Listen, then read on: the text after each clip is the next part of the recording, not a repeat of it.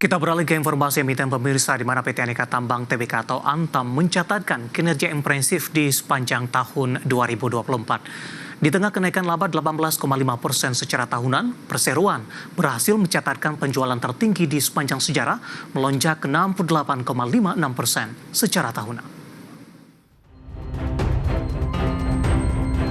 Dikutip dari Keterbukaan Informasi Bursa Efek Indonesia, PT Aneka Tambang Tbk atau ANTM berhasil mencatatkan laba bersih sebesar Rp3,64 triliun di 2024.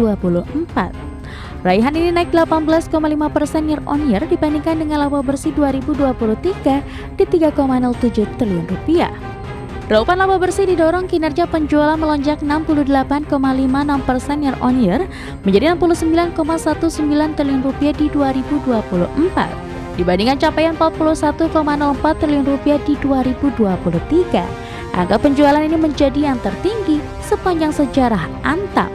Diketahui di 2023 penjualan Antam mencapai Rp41,04 triliun, turun 10,64% dari tahun 2022 di Rp45,93 triliun. 2021 tercatat di Rp38,44 triliun dan di 2020 tercatat Rp27,03 triliun. Adapun kontribusi penjualan domestik mencapai Rp63,96 triliun atau setara dengan 92% terhadap keseluruhan penjualan Antam di 2024. Kontributor terbesar penjualan perseroan dari segmen emas Rp57,56 triliun, tumbuh pesat 120% year on year. Direktur Utama PT Aneka Tambang Tbk Nicholas Dekanter mengatakan pertumbuhan segmen emas didukung kenaikan harga emas dunia akibat faktor makroekonomi dan kondisi geopolitik. Di tengah kenaikan penjualan Persero mencatatkan beban pokok penjualan naik 80,5% year on year menjadi Rp62,69 triliun di 2024. Sehingga laba kotor mencapai Rp6,49 triliun naik 2,9%. Di sisi lain Persero mencatatkan aset Rp44,52 triliun naik 3,9% year on year, liabilitas naik 5,45% year on year menjadi Rp12,32 triliun.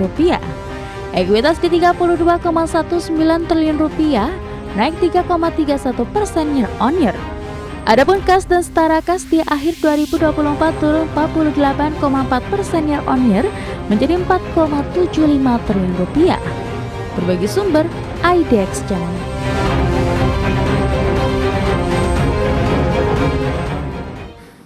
Dan pemirsa, sepertinya raihan kinerja di sepanjang 2024 direspon positif oleh para pelaku pasar di mana Antam hari ini mengalami penguatan yang cukup signifikan meskipun di 30 menit jelang penutupan penguatan lebih ke arah terbatas pemirsa. Dapat Anda saksikan grafis yang pertama di layar televisi Anda bagaimana pergerakan saham Antam di sepanjang perdagangan hari ini. Di mana di penutupan perdagangan hari sebelumnya, tepatnya di 8 April, saham Antam ditutup di level Rp1.400 per saham. Pada pukul 9 dibuka di zona hijau di 1.415, mengalami penguatan di 1.510 hingga ke 1.580. Intraday tertinggi di sesi pertama pemirsa. Kemudian di penutupan sesi pertama penguatan lebih ke arah terbatas di 1560 dan pembukaan sesi kedua penguatan lebih ke arah terbatas di 1540. Posisi saat ini di 1490, pelemahan lebih ke arah terbatas lagi di 6,43% penguatan. Kemudian secara intraday di perdagangan sesi kedua saat ini untuk Antam bergerak di level 1490. Intraday tertinggi hari ini di 1580. Kita beralih ke grafis selanjutnya. Kita akan coba lihat pergerakan saham Antam dalam 6 bulan terakhir.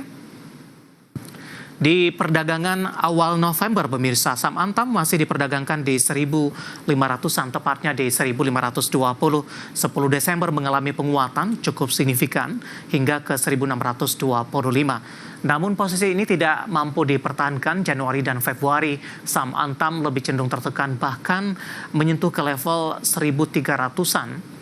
Intraday terendah dalam beberapa bulan terakhir. Namun di Februari, saham Antam mengalami penguatan yang cukup signifikan di 1.685. Seiring juga dengan posisi harga komoditas emas mengalami kenaikan yang cukup signifikan.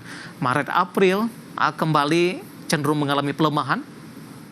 hingga ke 1490 hari ini mengalami penguatan setelah tertekan cukup dalam ketika indeks harga saham gabungan mengalami trading halt di beberapa hari perdagangan lalu. Kemudian kita beralih ke grafis selanjutnya, kita akan coba lihat dari sisi valuasi pemirsa dengan beberapa indikator yang ada. Kita akan coba lihat dari posisi price to earning ratio-nya ada di kisaran di 10.28 kali, PSR-nya di 0.54 kali, sementara PBV-nya di 1.19 kali maksud kami. Dan price cash flow ratio atau PCFR dari Antam ada di kisaran di 10.18 kali. Ya, kombinasi secara fundamental, teknikal, dan juga dari sisi valuasi, dan semoga bisa menjadi salah satu referensi untuk Anda. Kita akan jeda kembali dan tetap di tempat Anda. Setelah ini kita akan review jalan yang perdagangan di sepanjang hari ini, di mana indeks harga saham gabungan lebih cenderung bergerak fluktuatif. Dan pemirsa, kami akan segera kembali sesaat lagi.